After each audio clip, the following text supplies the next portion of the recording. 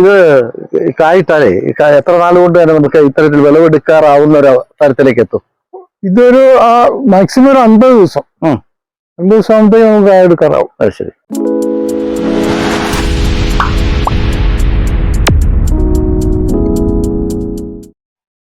എല്ലാവർക്കും നമസ്കാരം. ഞാൻ കോട്ടയം ജില്ലയിലെ നീലൂരിനടുത്തുള്ള ഒരു കൃഷിയിടത്തിലാണ്. വർഷങ്ങളായിട്ട് തന്നെ കാർഷിക പ്രവർത്തനങ്ങൾ നടത്തുന്ന കൃഷി വകുപ്പിൽ ഉന്നത ഉദ്യോഗസ്ഥനായിരുന്ന ജോയിന്റ് ഡയറക്ടറായി വിരമിച്ച ഷാജി മണക്കാട്ട് സാറിന്റെ ഈ കൃഷിയിടത്തില് കുക്കുംബർ കൃഷി, ഈ പന്തലിലെ കുക്കുംബർ ഇങ്ങനെ വിളഞ്ഞു കിടക്കുന്നു. ഇത് എത്ര നാളായി വിളവെടുപ്പൊക്കെ ആരംഭിച്ചിട്ട്? ഇത് വിളവെടുപ്പ് ജസ്റ്റ് ഒരു 15 ദിവസം ആയതുകൊണ്ട്. ഇതിന്റെ ഒരു പ്രത്യേകത എന്താണ്? ഇത് ഏത് ഇനമാണ്? ഇത് സാലഡ് കുക്കുംബർ, അതായത് സാലഡിന് വേണ്ടി ഉപയോഗിക്കുന്ന കുക്കുംബർ വെറൈറ്റി.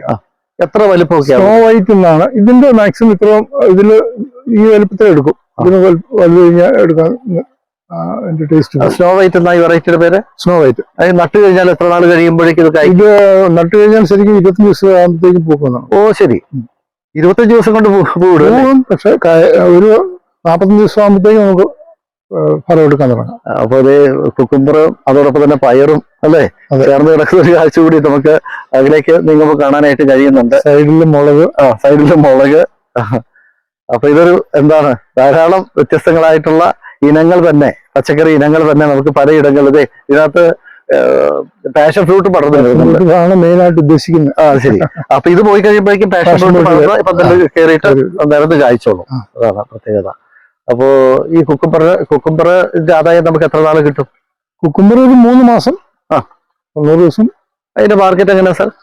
ഇത് ഞാൻ എൻ്റെ തന്നെ ഒരു മാർക്കറ്റിംഗ് പരിപാടിയാണ്. അതായത് നമ്മുടെ തന്നെ ബ്രാൻഡ് നെയിമിൽ നമ്മൾ മാർക്കറ്റ് ചെയ്യുക. എന്ത് പേരില്ല? മണക്കാട്ട് ഫാം ഉള്ള തൊടുപുഴ 1-2 കടകളിൽ സൂപ്പർ മാർക്കറ്റുകൾ പോലെയുള്ള കടകളിൽ. ഇത് കായിട്ടാലേ എത്ര നാൾ കൊണ്ട് തന്നെ നമുക്ക് ഇത്തരത്തിൽ വിളവെടുക്കാറാവുന്ന ഒരു തരത്തിലേക്ക് എത്തും? ഇതൊരു മാക്സിമം ഒരു 50 ദിവസം 50 ദിവസം ആകുമ്പോഴത്തേക്ക് നമുക്ക് കായ എടുക്കാറാവും. അത് ശരി. ഇന്നലെ നമ്മൾ കായ എടുത്തുകൊണ്ടാണ് അതിന്റെ ചർച്ച. ഇതെന്താ സാർ ഇവിടെ ഒരു കുപ്പി കാണുന്നത്? ഇത് നമ്മളിങ്ങനെ നേരത്തെ ചെയ്തിരുന്ന ഇതിന്റെ അകത്ത് ഈ ബയോകൺട്രോളാണ്. തീർന്നാണ്. അപ്പൊ അല്ലാതെ നമുക്ക് മരുന്ന് കളിയൊന്നുമില്ല. അവിടെ വേറെ ഒരെണ്ണം കൂടി ഉണ്ട്. അപ്പൊ ജൈവ നിയന്ത്രണത്തിലൂടെയാണ് ഈ പച്ചക്കറികളൊക്കെ അങ്ങ് സംരക്ഷിക്കുന്നത്. അപ്പൊ അത്തരം ഒരു രീതി അവലംബിക്കുന്നതുകൊണ്ട് നമുക്ക് വിഷരഹിത പച്ചക്കറികൾ എന്ന ആശയം കൂടിയിട്ട് നമുക്ക് നടപ്പിലാക്കാനായിട്ട് കഴിയുന്നുണ്ട്. ഇപ്പൊ പല ഭാഗങ്ങളിലായിട്ട് നമുക്ക് പാഷൻ ഫ്രൂട്ട് കാണാൻ കഴിയുന്നുണ്ട്. അപ്പോൾ ഇതിന്റെ ഒരു സീസൺ കഴിയുമ്പോൾ, കുക്കുംബറിന്റെ ഒരു സീസൺ കഴിയുമ്പോഴേക്കും പാഷൻ ഫ്രൂട്ട് ഈ പന്തലിൽ മൊത്തം നിറയുകയും കായ്ക്കുകയും ചെയ്യും. ഇത്തരത്തിലാണ് ഷാജി സാർ രൂപകൽപ്പന ചെയ്തിട്ടുള്ളത്.